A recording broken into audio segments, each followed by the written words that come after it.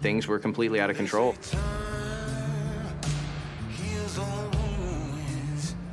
Scary part about prison is that at any time, it can be go time.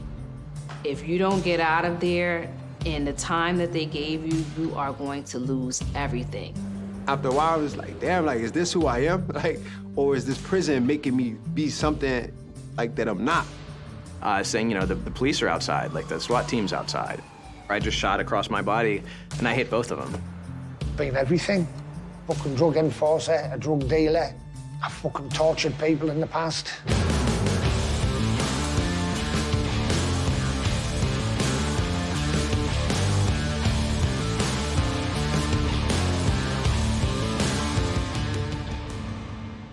My name is Dontrell Britton, and I'm from Washington, D.C. I spent 4.5 years in prison.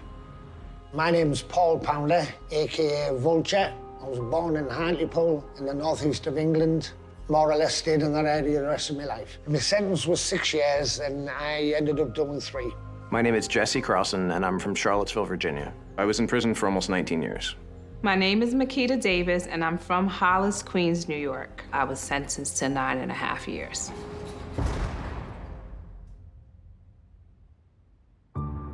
DC jail was always known to be like, I don't know, they call it gladiator school, because it's like everybody got a knife over there and it's like war. That was kind of like a scare tactic that the older guys or parents would use for you to not get in trouble. I think I was 18 in like 6 months when I got arrested.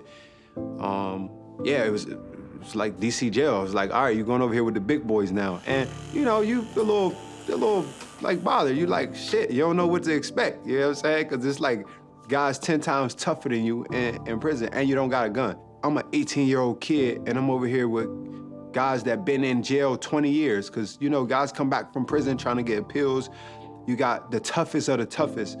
And I think my charge was like a medium or low offense, and for some reason, they had me on the max level floor, and max level is like the top. Like, these murderers, these is like mob, like, head of drug organizations. It's mentally draining. Physically, I'm fine. Like, I feel like I can protect myself. Like, I'm not the toughest guy in the world, but the mental aspect of that entire like prison and like seeing people being stabbed and beat up every day is just like mentally mind-blowing, like draining. So I would see some familiar faces, and I'm like, oh, you over here too? So I'm not by myself. It's like I seen some of my comrades from juvenile, and so that kind of eased it. My first day in jail, I felt shocked, you know. I could not believe that I was there. I was just home and working and having a career and raising my daughter, and I was in college, and, you know, I was doing everything that I thought was right. And now I'm here in prison. Once I was arrested, they took me to the jail, and they have these holding cells where they take you to classify you. And I just fell immediately asleep. And for 3 or 4 days, I only woke up long enough to eat whatever tray they had slid in the door and then go back to sleep. And I remember waking up at one point with this dream that I wasn't in there. Like, I had been dreaming that I was somewhere else, that I was with somebody else, and I like woke up with this kind of half smile on my face and saw the concrete and realized that it wasn't true, that it had been a dream, and just wanted to bury my head back in the sand. I was really feeling like, I don't think I could do this. And I don't know like what pushed me, what voice I heard in my head that was just like, Keita, you gotta keep pushing. And thankfully that I didn't like succumb to the feelings that I had, but if I ever had a feeling that it was like there was nothing left for me to do in this lifetime, it was at that time. I had to like go into military mode, right? Because what are you gonna do? You gotta do what they say to do. My first day in prison was actually months and months after I was sentenced. And I went to a place called Nottoway, and I'd been told, like, yeah, you don't really want to go there, it's pretty rough, but like you'll find a way. I remember we walked through one pod, which was all locked down, and I remember thinking, this is eerie, like we're just locked in all the time. Like the whole thing in prison is you're just locked in your cell. And I had heard all these stories about, oh, you know, people are getting raped and people are getting stabbed, and at the same time people were saying like, but it's so much better than the jail, you're gonna have so much freedom, you're gonna like it so much more, and none of that made any sense to me. All you know about prison is what you see on TV and what you hear from folk who have had that experience or know someone in that experience. So you're fearing for your safety, right? You don't know who you're around. You're in a cell with a bunch of different people that are convicted of different crimes, and then you have to deal with like staff, and that's even worse than even the inmate population, in my opinion. Like, you know, they're rough and like they are bullies, and like they're putting your cuffs on and they're squeezing your wrists, and they're, you know, they're stripping you and they're making you cough and they're screaming at you. It's like, you know, even though Rikers was horrible, it was like I almost wanted to like try to stay there, because it's like, if this is the jail, what is the prison gonna be like? You know what I mean? Like, I was totally scared, like, oh my goodness, like, what am I gonna be living like for the rest of the time that I have to be here? Like, it really evoked a lot of fear. When I first got locked up, it was conspiracy to sell the north of England heroin and cocaine. It's intimidating when you've never been before. It is intimidating when you walk in, and all you hear is clang, clang, clang, doors shutting, doors open, and it's just constant noise. Everybody's screaming, kicking doors, fighting, people slashing each other, just constant. You know, that door shuts behind you, the gate, and you look up, and it's like 3 stories in the cell block. You know, there's maybe 300 prisoners on that wing. When I got in there, I was the only man from Hartlepool, and dropped a couple of names, no problem. They were dropping phone cards under my door, tobacco, rolling papers, you name it, I was getting carrier bags of stuff off the lads with chocolate in and bottles of pop and stuff, you know. So I was well looked after when I was, you know, it was a good reception that way. I grew up the child of loving parents. I had a half-sister, but otherwise I was basically alone in the home. And my parents got divorced when I was 7. That was kind of the moment of shock that things weren't perfect at home, but otherwise I had a good existence. I had a good life. After high school, I found cocaine, and it was this very precipitous decline. I went from taking a year off before college, trying to figure out what I was doing and exploring and having fun, to just kind of living like a maniac, living like a feral animal, and trying to figure out how I was gonna get more and how I was gonna keep going the next day. And things were completely out of control, and we kind of lost ourselves. There was a group of us who were all kind of living in the same place and living the same insanity. So one of the guys that I was with, he had worked at a restaurant, and he told us this kind of story about how these people who ran the restaurant were terrible, and they only hired illegal immigrants, and they kept their money, and therefore if we were to steal from them, it wouldn't really be a bad thing, and it was just enough for us to justify to ourselves that doing this horrible thing wasn't somehow horrible. So we went to break into the home, and we, you know, left all this damage, and we didn't even get anything. I mean, there was no money, or I don't think there was any money. So I don't know if he was wrong or he had just made it up, but it was this thing where we caused all of this harm for an illusion. Like, we didn't even get what we were there for. Then we got back home, and it was horrible. It was this feeling of just complete emptiness. Like, we had thought this was somehow gonna be the answer to our problems, that it was gonna have money, that it was gonna, you know, fix things, and instead all we did was feel terrible. And I remember thinking, like, how could we have done this? Like, how did we get here? How did we whatever? Because I couldn't get more drugs. And then as soon as we got more drugs, as soon as we got drunk again, as soon as we kind of went back to that path, I was able to numb those feelings away. I was able to run from how terrible I had felt doing the things that I had done, trying to not feel terrible anymore. I grew up in Adams Morgan. You know, it was rough, obviously. You, your homeboys, your mom, all 4 or 5 of us living in a 1-bedroom apartment. So pretty tough, pretty rough. I just saw her struggling my entire life. Dad was around, but not like in my life like I think he should have been. I just watched her struggle so much, and it was like the neighborhood guys who had these cars and clothes, and they just seemed to have this life that I was just like, shit, like their life is sweet, like I want that life. And so I went to one of the guys that I've known my entire life, and I was just like, hey, like I need some help. And obviously I knew what he was doing at the time, which was a drug dealer. And so I think I was maybe 14 or 15 when I first sold like my first like piece of drug. In the streets, we like to say marijuana is like a Toyota, but if you want the Ferrari, you need like cocaine. And so that's when I just was like, I want a Ferrari. So like 15, 16, I went straight to like cocaine, heroin and stuff. Got into boxing, learned how to fight, and I had my older brother and his mates. They were 3 years older than me. And my mum and dad always made them take me with them, which he didn't like. So basically, I grew up with lads who were 3 years older than me, and they'd make me fight other boys, you know, older boys and stuff. I've been everything. I've been a doorman, a fucking drug enforcer, a drug dealer. I've fucking tortured people in the past. It's just fucking, it's part of the game you're in. But it's a dark game. I was a bouncer, doorman. You stand on the door. If there's trouble, we deal with it. and I was getting quite a name for myself. I'd get called to bars that were having loads of trouble, and I'd sort the trouble out. I'd take men with me and sort the trouble out. Where there's bars, there's cocaine, there's ecstasy, you know, it's always been that way. What I used to do is to come in, we'd find a dealer, I would tax them basically, take the drugs from them, give it to somebody else, and they would sell them for me. I didn't realise, but violence was an everyday part of my life, so later on when I'm dishing out violence, I didn't lose a wink of sleep because I was so used to it. It was the done thing, it was normal. We all bleed the same, we're all the same. I treat everyone the same. I'm not a bad person. Everyone will tell you I'm not a bad person.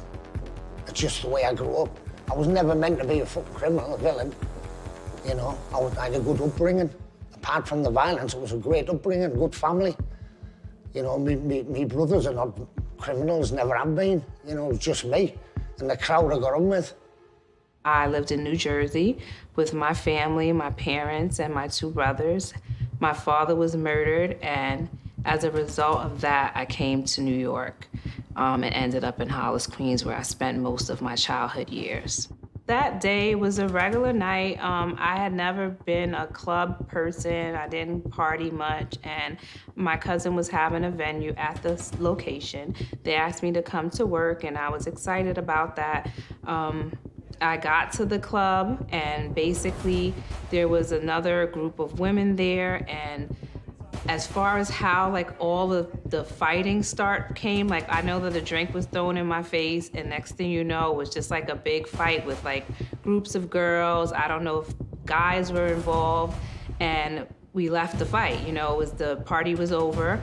After that, I guess security came, broke everything up. I left, I went back home, and the next thing you know, maybe like a couple of days later, I was being sought to be arrested. There was a guy who, he had given me a gun. So 2 guys had stolen this gun, sold it to him, and he had sold it to me, and then they started demanding it back. So he was on the phone and freaking out and saying, hey, these guys won't leave my girlfriend alone, I don't know what to do. So I got on the phone and tried to play hero. I was high out of my mind and told them they had to leave or else, and we kind of yelled at each other back and forth.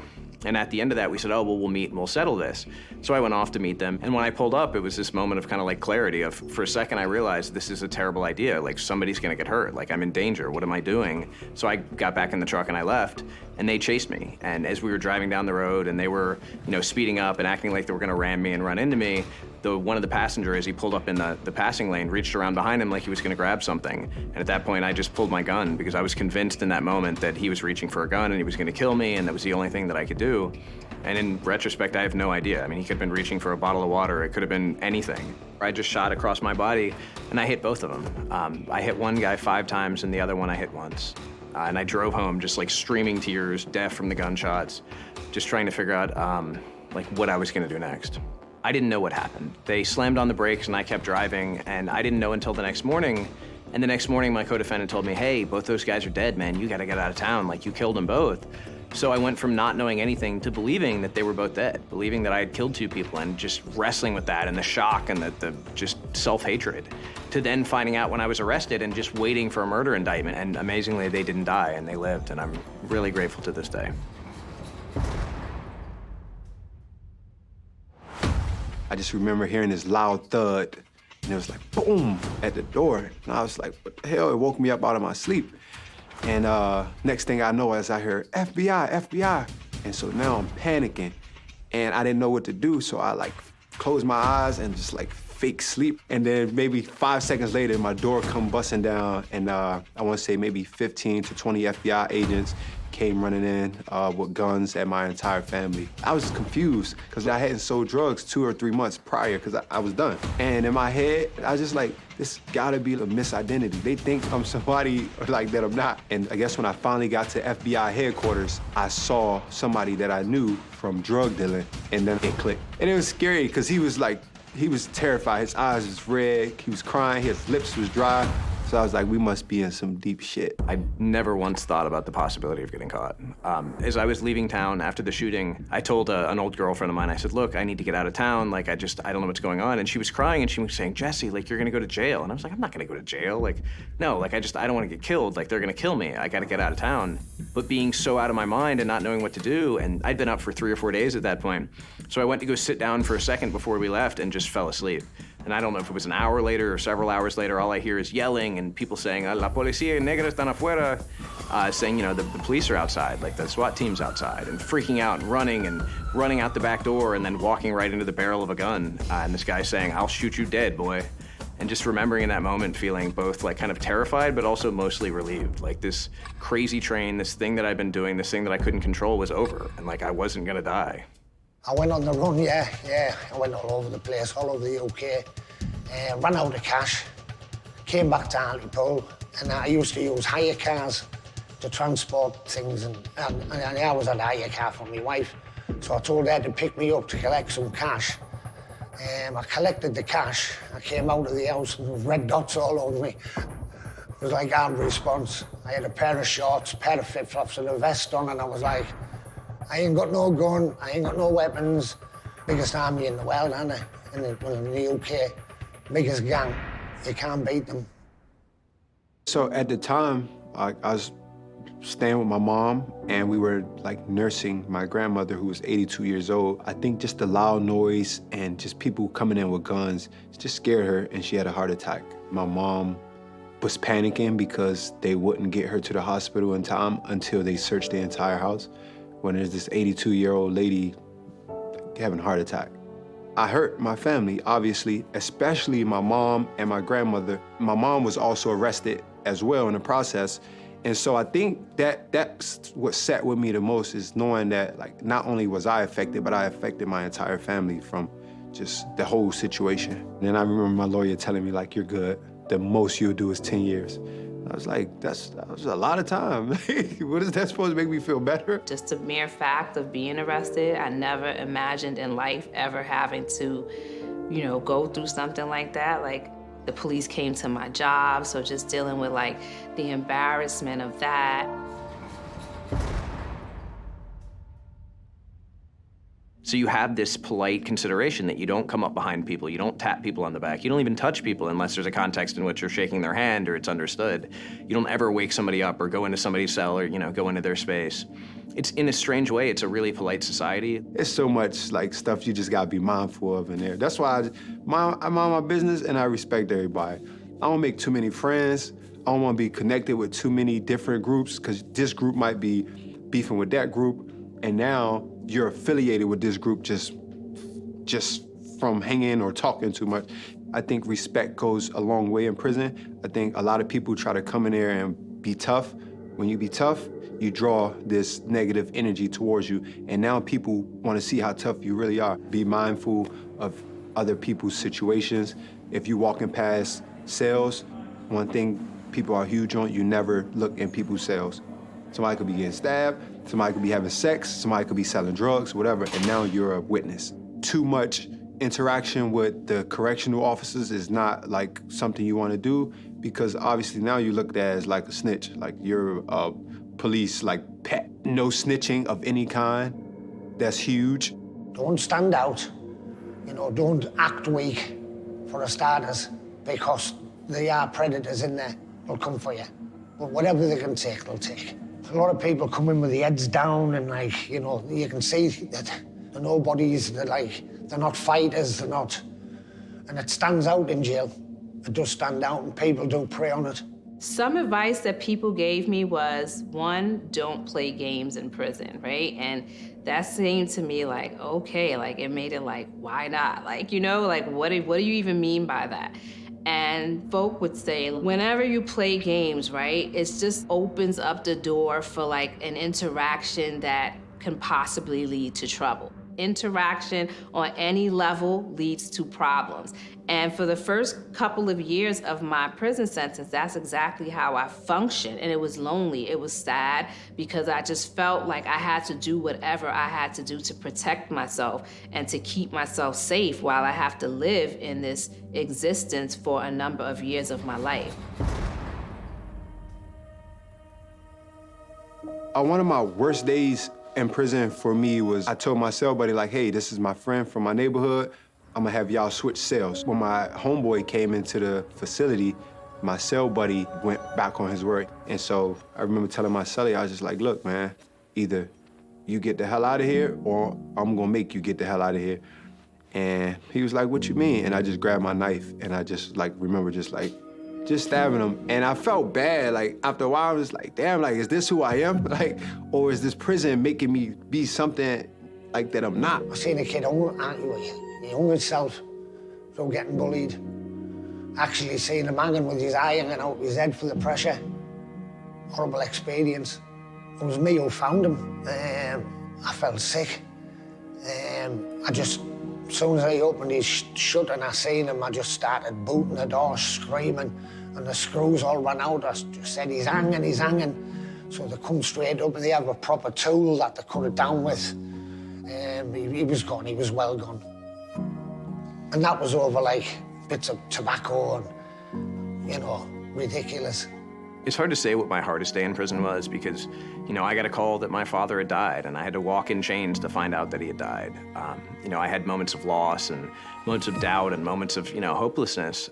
In many ways, the hardest day was the midpoint of my sentence because I had this whole idea going in because with good time, I was supposed to serve about 28 years. So this whole time going in, I was thinking, if I can just get to the halfway point, it'll all be downhill from there. If I could just get here, I'm gonna be okay. But instead what happened is I reached that halfway point and I just collapsed because I did not believe that I could keep going. I couldn't do that amount of time again. It had broken me and I didn't know where to go and I didn't want to get out of bed for a week and I was lost. And eventually I found my way back up. There were a lot of days in prison where I didn't know how to keep going or I didn't want to keep going. There were times that I would just sleep all day where I couldn't find a way. But what I found over the years was that building structure was incredibly important. All these yard searches where they have us on the floor and they're kicking us, or, one time my family complained because they moved me to a unit and I was having some issues there. And my family complained and basically they called me to the regional medical unit and I was like, why am I here? What am I here for? There's go to the 3rd floor. And when I went, they had this big metal chair that's you had your family call up here. You know what? You're going to shoot. And I'm like, but why? My family can advocate for me. I'm not asking for anything, off, just anything that's extreme. So I don't understand why this is a problem. They banged my head into the wall. I was literally crying what if I was your daughter? I said that to the sergeant. What if I was your child? Why do you feel the need to do this to me? Because my family called on my behalf about an issue that I was having here. And they had me in a mental observation unit, wearing this suit for a bunch of days in the dark where a lady's just an officer's monitoring me. Solitary confinement happened, obviously from the situation where I stabbed my cell buddy. And I think I got sentenced to 5 months. And I think that was probably the worst experience of my entire life, not even prison, my entire life. I'm confined in my cell for 23 hours a day, some days all 24, depending on what's going on at the facility. If a fight happened, you're not coming out at all. And so being in, I don't know the measurements, but this box for 5 months, coming out for 1 hour rec, maybe 2 times a week. The walls seemed like they started to just close in, and it got so bad, I would look out the window and legit count birds. And I just remember trying to count the birds and remembering and trying to see if I can remember if this was the same bird from yesterday. And I was like, yo, I'm losing it. I'm losing it. And so that was undeniably the worst experience of my life. Solitary confinement literally broke me. So over 19 years in prison, I went to solitary a number of times, sometimes for a charge, sometimes under investigation. So it's this small space that I ended up pacing. It felt like I was gonna walk a hole in the floor because that was all I had to do, because you get an hour outside 3 days a week, and then 3 days a week you get a shower for up to 30 minutes, and then the other day you don't come out at all, but otherwise you're in that cell. I spent 90 days in solitary confinement under investigation one time, and that was One, it was really wearing, because every time I went back to the hole, the first few days or even the first week almost felt relaxing. It almost felt like a vacation because I was able to be away from the noise and away from the kind of politics and away from the daily struggle. But then after that, I started to feel the loneliness because I'm locked in a room by myself and I don't get a chance to see anybody. I don't get a chance to talk to anybody. It really became wearing, and I realized the importance of structure. And, I had to have a time where I meditated. I had to have a time where I read, where I exercised, and I had to build a structure in a place where there was absolutely none, because if not, I was going to go crazy. Guys are back there for weeks or months or years, and I saw what it did to me over a matter of weeks or months, and I can't imagine kind of the impact on someone's mind and their soul over that period of time. I remember calling home, and it's just a rough conversation. I'm just talking to my mom, and she literally can't speak. I'm like, Mom, what's wrong? What's wrong? And I kind of knew, and she was like she's gone, and I was like, I don't know, it was just my body almost shut down on me, and I just remember hanging up the phone, and I just went to my room, and I felt that way for I want to say 2 weeks, and the hardest part was just had the police not busted down the door, my grandmother would still be alive. And I think my mom and family always tried to support me and be like, yo, it wasn't your fault, there's nothing you could have done. And in the back of my mind, I'm for sure it's my fault. And so you live with that. And to not stress, that's initially how I started exercising, to not think about that. If you don't get out of there in the time that they gave you, you are going to lose everything. And that played in my head a lot. You're gonna lose everything, right? And everything to me meant my daughter, my family, my career, all of my dreams, all of my goals. I wasn't someone that lived life on the edge. I literally had dreams and things that I wanted to fulfill in life. And it was just to hear that you will lose everything was so daunting and so hurtful, and I did lose a lot. I really did lose a lot, and you can never get that back. You can't get back what you lost. If they've got family, if they've got kids, it's hard. It's fucking hard. It really is. It's heartbreaking sometimes, because they want you there so much, but you can't be there. You have no control over the situation. Mr. Uncle Miguel's grown up and all, 3 girls and a boy, they were all young. At DC jail, I was there, I want to say 19 months, roughly. I maybe went outside 3 times. Maybe 3 times. I remember going out. The first time I went out, I had been over there a year already. I'm there is an outside here? And they was yeah, you never been out here? I was hell no. And you went outside and it's just a big court, basketball court. And everybody just kind of hang out and talk, but it's fresh air. It's I can breathe out here, woo, I can see this sky. And so, yeah, out of 18 months, I've probably been outside 3 times. In prison, we spend a great deal of our time in the cell, so the person we live with made a huge difference. Whether we could get along, whether we were compatible, whether we could talk, or whether we could comfortably sit in silence. And especially on long lockdowns or when something happens and they unexpectedly lock us down, it makes all the difference in the world. So I always found that the person that I lived with was the most important. And I had some absolutely horrible cell partners that I couldn't get along with, or who wanted to steal from me, or just, create all of these problems. And I also had some bizarre situations. I lived with a serial killer who was one of the best cell partners I ever had. And I didn't know that for 6 months. I didn't know his whole history, but by then I'd been comfortable. I'd gotten to a place where I really liked the guy, and I didn't want to move, and I didn't want to start new. I think every cellmate I had was the worst to me, because I'm the only girl. I'm not used to sharing anything with anyone, so I had bad experiences with cellmates. I remember specifically one woman who was asking me how long I had, and I told her, and I was how long do you have? And she's oh, I have 30 years. And I'm really? And she's yeah. I'm why? And she's I killed my dog, I killed my mother, I killed my brother, I killed my niece, my nephew. I'm what?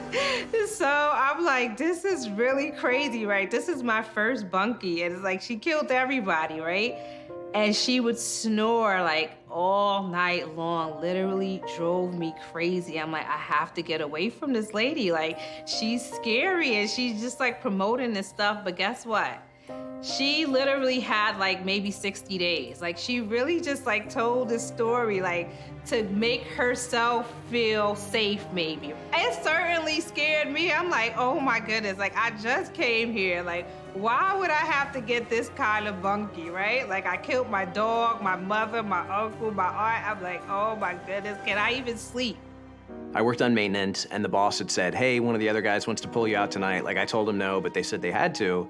So they pulled 5 of us out at 6 p.m., and we had to work until 6 a.m. busting up concrete with sledgehammers. It was basically like breaking big rocks into small rocks. And yet somehow, you know, me and guys that I liked and being on a crew and actually enjoying their company, and they were supposed to feed us a special dinner at midnight, and they didn't. And for some reason, it was being able to be out under the stars and actually see. I hadn't seen the stars in so many years. Like I hadn't been able to see the sky either because of the lights or because of the fact that we weren't let outside. So being out under the stars, being kind of delirious from exhaustion, being with guys that I liked and trusted and doing some manual labor, as horrible as that was and as how I never would have selected that, I remember laughing and smiling and enjoying that more than most nights.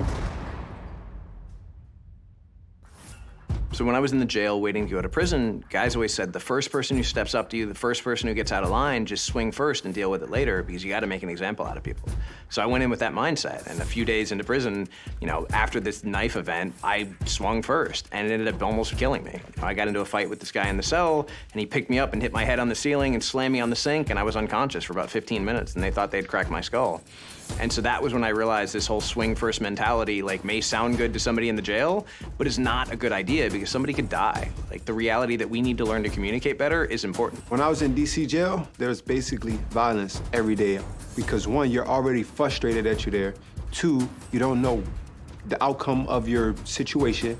3, I'm already convicted murderer. What's the worst if I stab somebody? It's like, what else they gonna do to me? I'm already in prison. And then also, it's just like ego and just like street beef. I might be from a neighborhood that's beefing with another neighborhood, and if you put us in the same like unit, we have to fight. And I think it's just, people wake up angry in prison. Like when I'm in jail, I'm just waking up, I wake up angry. Like, why am I here? I don't wanna be here. And so the littlest thing can tick me off. I think the worst moment was when I was at Buckingham. I watched 2 guys stomp on another guy's head for several minutes, laughing the whole time. And we were sitting on the weight pile watching this happen, and the whole culture was to not look or to not say anything or to not care. And I think that was what horrified me the most, both the 2 guys who were doing it, and then the fact that we were over there and guys were cracking jokes and trying to minimize this. And I'm like watching them try to murder this guy, and I'm supposed to not care, and I'm supposed to not feel some sense of horror, any sense of connection to humanity. And I think that was one of those moments where I realized that like I had to work as hard as I could to maintain the person that I wanted to be, or that this place would change me.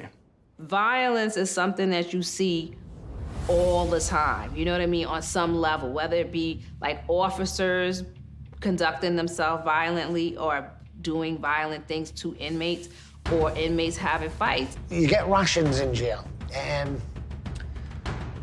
I was in charge of the servery. I was number 1 on the cleaners. This lad was coming through just taking handfuls and putting them in his pocket, so all of those behind him didn't get a cup of tea that night. So I had a quiet word with him. See what happens if you do that again on the tea time. Anyway, the next morning, all the sugar he took, he put in the jug and swilled me with it.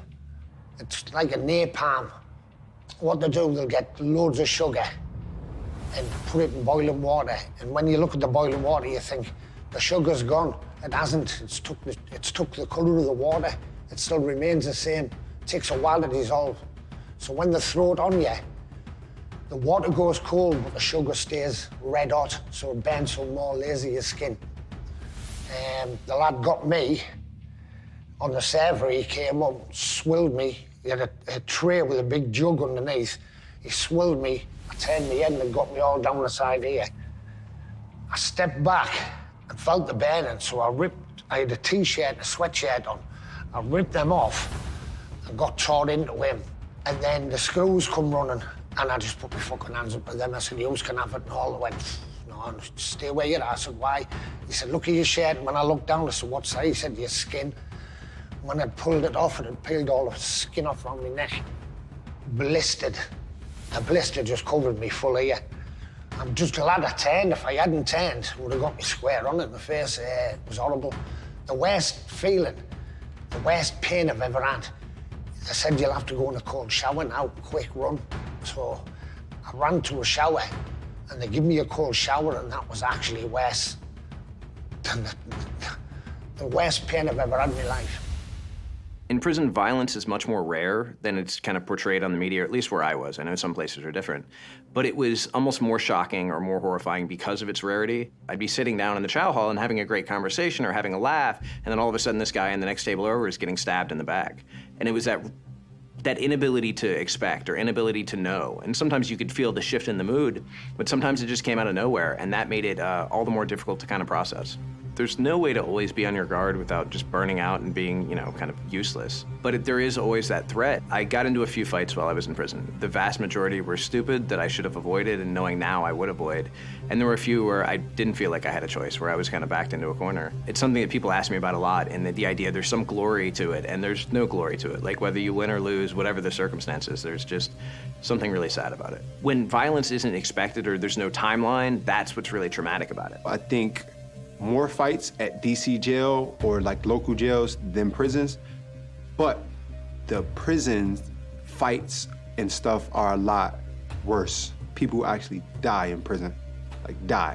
DC jail is like, all right, you get stabbed pretty bad, go to the hospital, you go to another unit. Prison, people literally die. So I think the severity of prisons is worse, but it's less frequent. The same things I have out here in society, you can have in prison. Now, it's not easily accessible. Everybody can't have it, but if you're somebody of any sort of importance, you can kind of get your hands on anything, whether it's cigarettes, weed, cocaine, knives, cell phone, whatever it is that you have out in society, you can get in there. But I think one of the fundamental things for sure is if you go in that jail, the first thing you get is a knife. So like, I think day 2, I had a knife. Literally, day 2. I'd rather be caught with it than caught without it, if that makes sense. Because if I get caught without it, I could lose my life. But if I get caught with it, I might do 3 months in a hole. And that's the scary part about prison, is that at any time, it can be go time. Violence is a lot higher in prisons, because now there's like real knives. In DC jail, some people have real knives, but you got like metal that you carve from your bed. In prison, it's like real kitchen knives, like butcher knives. Like these dudes got like swords. I remember seeing like, I don't know what it is, a machete. And I was like, yo, how I'm supposed to defend myself from that? Like, I just need to stay out this guy's way by all means. And it's like this Spanish guy, everybody knew he had it. Like everybody knew. It was like this ripped up, tattooed Hispanic guy. Everybody knew he had a knife like the size of his leg. If we get into a fight, just get him first. Like, let's get him first. Like, get him. Everybody else we can figure out. But it's like, I don't want to be in that mess. I'm trying to go home in 60 days. As the end of your time comes, it's like you're frustrated, you're mad, you want to go home. It's easily, like if you don't have self-control, which I try to practice very much, like it's so easy to get yourself into a physical altercation because you're hormonal, you're a woman, right? And not only that, like you don't have your freedom, you don't have comfort. You know, a lot of women don't even get visits. They're not getting hugs, they're not getting love, they're not getting letters. That's a recipe for that type of stuff. You never feel kind of a complete sense of security. So I know that, I had times where I laughed and times where I felt fairly free and did other things, but I also knew that underneath it all, there was like this armor that I was carrying that I could not wait until the day I got out to somehow figure out how to take this off. And I think some days I'm still trying to figure out how to take it off.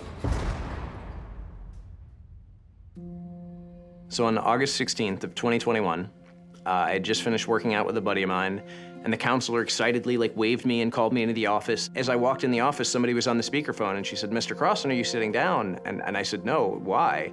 And she said, "Because you're being released today. You've been granted a pardon."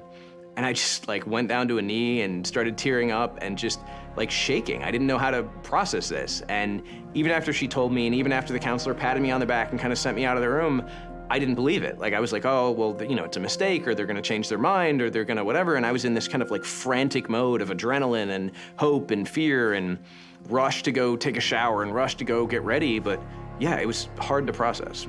The screw come walking down the landing and he shouted at me. I said, yeah. He said, fucking hell, have you done it? I said, done what? He handed me it. I said, parole.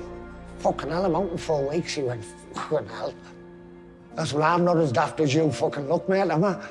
And he's laughing his head off. I thought, fucking me out, I've insulted him and he's still laughing. It was strange because we're on the A1 and it's about 2.5 hours from my house. And we're travelling and I'm going to him, slow down. So he's going, fucking slow down, man, slow down. When I looked, he went, look, he was only doing 50 miles an hour. I thought we were doing 120 or something, because prison life is like you're like a snail. It's that pace. Nothing is fast in jail. Everything's slow. You're walking. Everything you do is slow. I remember getting out, you know. I said to her, don't tell them. Don't tell them I'm out. Let them come in from school. So she got them all to get 4 of them together and then opened the door and said, go on, go in. And they walked in the front room and they were just on their knees crying, Dad, you're home, and like all cuddling me. It was brilliant. It was brilliant. I remember like quite vividly like how the air felt different. It was almost like I was like living in pollution, like, and I wasn't really even that aware of it. Like, I wasn't aware of like how heavily polluted the air around me was. And it was like, as soon as they released me, it felt like I could breathe fresh air. Like literally, like this is not even like an imaginative thing. Like I literally felt like the air just got fresh. Like I didn't even know that I was missing fresh air. But as soon as I like smelt the air, it was like a whole nother air. I don't know how to explain it. Like a lot has changed in 5 years. I've changed a lot in 5 years. I haven't seen my family in 5 years. Like, so it's just like, I don't know what to expect. I might not find a job for 6 months. I'm gonna be broke. Like, will I survive out in society? Like, and so you think about all of those things. There was this desire to do everything and scratch every itch and have every experience and make up for every moment of lost time. And what I realized is I can't do that. Like that time is gone. Those experiences are gone. I have to live now. And it really took me a while to adjust to that. Getting out of prison is difficult for anyone. I had a lot of opportunities and support that most people don't have. I had a home to go to. I had people immediately offering me jobs. I had resources. I had clothes. I was able to get transportation. Like I was able to get all the very basic things, and I still struggled immediately, emotionally. If I hadn't had people there, if I hadn't been able to verbalize what I was going through and kind of externalize it and have people process it with me, I don't know that I'd be here. It's not so much the prison that changed me, it's the things I missed changed me. The things I loved, you know. And that lifestyle, it's for mugs. Stay away from it, guys. Honest to God, it doesn't matter. It's like, it's a devil's dust. Any drug, stay away from it. Don't take it. Certainly don't fucking sell it. You'll end up like me, fucking half a life of misery. Okay now, just like half a life of misery, fucking pure misery. I just was like, I'm gonna take off running. Like I am gonna do everything that I can to like get my life together and to like build from where I am. And I was like really feeling pretty optimistic. I was feeling like I got this, you know what I mean? Like you came here, you didn't let it defeat you, you got your degree, you plant some things.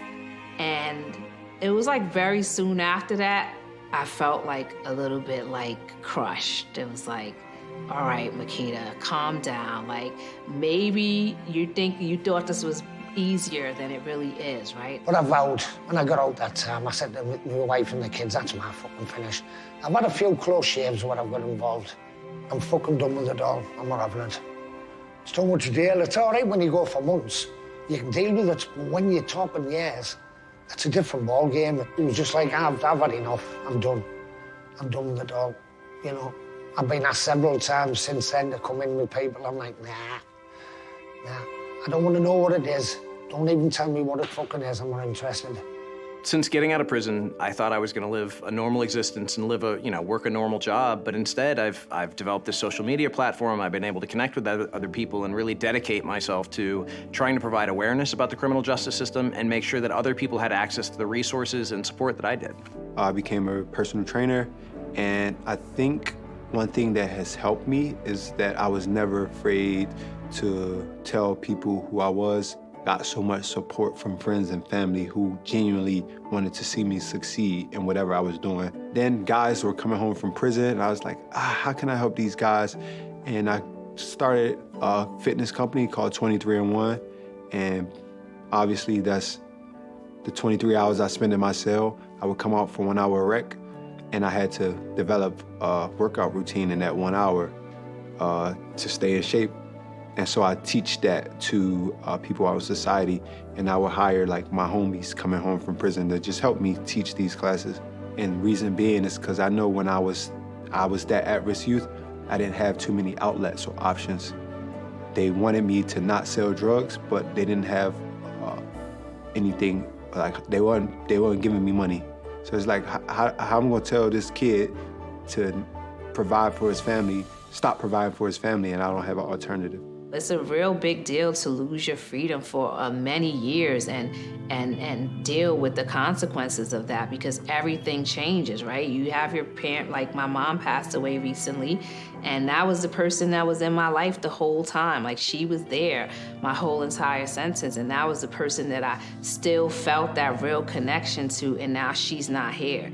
Thankfully, I was able to get a job, and I came across an opportunity to learn how to code, and I recently became a software engineer. So presently I'm a software engineer, and you know, that's a really, really big deal for me and my family, and something that my mom was looking forward to witnessing. She was alive while I had my apprenticeship, but unfortunately she expired before I had the opportunity to actually become a software engineer, but I did become one. So that's a huge accomplishment that I'm really, really proud of. I mean, I'd be lying if I said I've never even considered going back to crime. Because like I said, I hit rough patches my first year, 2 years, which, you know, make you want to resort back to old behaviors where I'm just like, you know what? This job not paying too well, but if I go 3 months to 6 months selling some weed, I can probably save 20 grand right quick. And then you start to realize everybody that was affected, like my mom, grandmother, little brother, by my lifestyle. And I'm just like, you know what? I'm gonna make a better decision this time to not put my family back through what I already put them through. As far as my crime and selling drugs, I'm regretful of people that were affected by my, obviously my actions, because, you know, you got people who die from drugs.